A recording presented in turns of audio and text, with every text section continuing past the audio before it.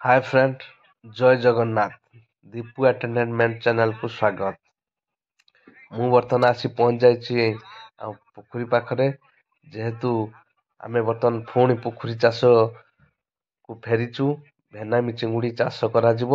ତେଣୁକରି ଗତ ବର୍ଷ ପରି ଏବର୍ଷ ବର୍ତ୍ତମାନ ଆମର ପ୍ରିପାରେସନ୍ ଆଜିଠୁ ଆରମ୍ଭ ହୋଇଗଲା ଏବଂ ଆମେ ଚିଙ୍ଗୁଡ଼ି ଚାଷ ପାଇଁ ପ୍ରସ୍ତୁତି ଆରମ୍ଭ କରୁଛୁ। ନିଶ୍ଚିନ୍ତ ଭାବରେ ଭିଡ଼ିଓଟି ଶେଷ ଯାଏ ଦେଖିବେ ଏବଂ ଖାସ୍ କରି ସବସ୍କ୍ରାଇବର୍ କରିବେ ଏବଂ ଲାଇକ୍ କରିବେ, ସେୟାର କରିବେ ଏବଂ ଭିଡ଼ିଓଟି କେମିତି ଲାଗୁଛି କମେଣ୍ଟସ୍ ମାଧ୍ୟମରେ ଜଣେଇବେ। ଫେବୃଆରୀ ମାସର ଫାଷ୍ଟ ୱିକ୍ରେ ବର୍ତ୍ତମାନ ଆମର ଆରମ୍ଭ ହୋଇଯାଉଛି ଚିଙ୍ଗୁଡ଼ି ଚାଷ। ନଈ ମଧ୍ୟ ଲୁଣା ହୋଇଗଲାଣି ଏବଂ ବର୍ଷା ମଧ୍ୟ ବହୁତ ଦିନ ହେଲା ଛାଡ଼ିଗଲାଣି। ଯେହେତୁ ଶୀତ ଛାଡ଼ିନି କିନ୍ତୁ ଶୀତ ଟିକେ ଅଛି, ତେଣୁକରି ନିଶ୍ଚିନ୍ତ ଭାବରେ ପାଣି ପୁରା କାର୍ଯ୍ୟକ୍ରମ ଆରମ୍ଭ ହୋଇଯିବ ଏବଂ 15-20 ଦିନ ପରେ ପାଖାପାଖି ଶୀତ ଛାଡ଼ିଯିବ ଏବଂ ଜାଆଁଳ ମଧ୍ୟ ଛଡ଼ାଯିବ। ଦେଖନ୍ତୁ, ଇଏ ହେଉଛି ଆମ ପୋଖରୀ। ଦେଖନ୍ତୁ, ଏଠି ଅକ୍ସାଇଡ୍ ଏବଂ କାର୍ବୋନେଟ୍ ପଡ଼ିଛି ପଡ଼ିବା ପାଇଁ। ଅକ୍ସାଇଡ୍ ଏବଂ କାର୍ବୋନେଟ୍ ପଡ଼ିଲେ ତାପରେ ଯାଇ ପାଣି ପୁରା ଯିବ। ଯେହେତୁ ଆଜି ପ୍ରଥମ ଦିନ, କାଲି ପରଦିନ ଆଡ଼କୁ ଆମର ପାଣି ପୁରା ଷ୍ଟାର୍ଟ ହୋଇଯିବ। ଏ ଯେଉଁ ଅକ୍ସାଇଡ୍ କାର୍ବୋନେଟ୍ ବର୍ତ୍ତମାନ ଅଛି ସେ ଚାରିଆଡ଼େ ବିଛୁଡ଼ା ହେଇକି ପଡ଼ିବ ଏବଂ ନିଶ୍ଚିନ୍ତ ଭାବରେ ଭିଡ଼ିଓଟି ଶେଷ ଦେଖିବେ। ବର୍ତ୍ତମାନ ଯେହେତୁ ଆମେ ଚିଙ୍ଗୁଡ଼ି ଚାଷକୁ ପୁଣି ଥରେ ବର୍ଷ ଆମେ ଫେରିଛୁ ଚାଷ କରିବା ପାଇଁ, ନିଶ୍ଚିନ୍ତ ଭାବରେ ସବୁ ପ୍ରକାର ଅପଡ଼େଟ୍ ପାଇପାରିବେ। କିଭଳି ଭାବରେ ଚିଙ୍ଗୁଡ଼ି ଚାଷର ପ୍ରକ୍ରିୟା ଆରମ୍ଭ ହୁଏ, କେମିତି ଶେଷ ହୁଏ ଏବଂ ମାଛ କେମିତି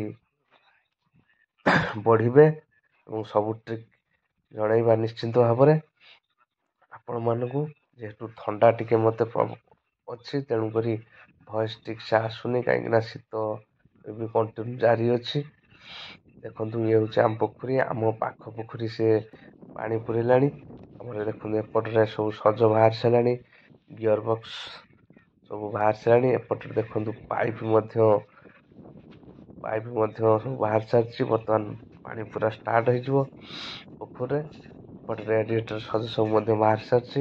ସେପଟରେ ଆମ ବସା ଦେଖନ୍ତୁ, ବର୍ତ୍ତମାନ ଫୁଟବଲ ସବୁ ବର୍ତ୍ତମାନ ନଈ ପାଖରୁ ଆମର ଆରମ୍ଭ ହବ ପାଣି ପୁରା କାର୍ଯ୍ୟକ୍ରମ। ନିଶ୍ଚିନ୍ତ ଭାବରେ ଆପଣମାନେ ଭିଡ଼ିଓଟି ଶେଷ ଦେଖିବେ ଏବଂ ଚିଙ୍ଗୁଡ଼ି ଚାଷର ସମ୍ପୂର୍ଣ୍ଣ ବିବରଣୀ ପାଇପାରିବେ। ଦେଖନ୍ତୁ, ବର୍ତ୍ତମାନ ଇଏ ଆମ ପାଖ ପୋଖରୀ, ଯିଏକି ତାର ଆଜି ପାଣି ପୁରା ଷ୍ଟାର୍ଟ କରିଦେଇଛି।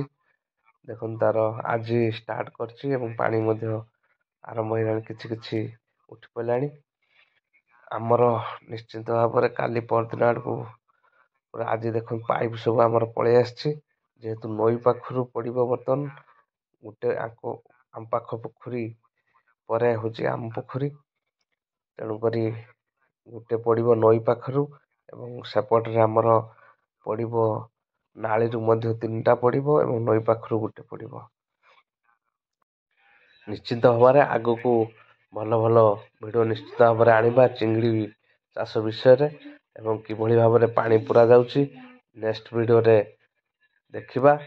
ଏବଂ ତା ସହିତ ଖାସ୍ କରି ଆମ ଚ୍ୟାନେଲଟିକୁ ସବସ୍କ୍ରାଇବର୍ କରିଦେବେ ଏବଂ ପାଖରେ ଥିବା ବେଲ୍ ଆଇକନ୍ଟି ବଜାଇଦେବେ, ଯାହାଫଳରେ କି ଯେକୌଣସି ଭିଡ଼ିଓ ଅପଲୋଡ଼ ହେବ ସର୍ବପ୍ରଥମେ ଆପଣ ହିଁ ଦେଖିପାରିବେ। ଏବଂ ନେକ୍ସଟ ଭିଡ଼ିଓରେ ଦେଖିବା କିଭଳି ଭାବରେ ଆମର ପାଣି ପୁରା ଚାଲିବ।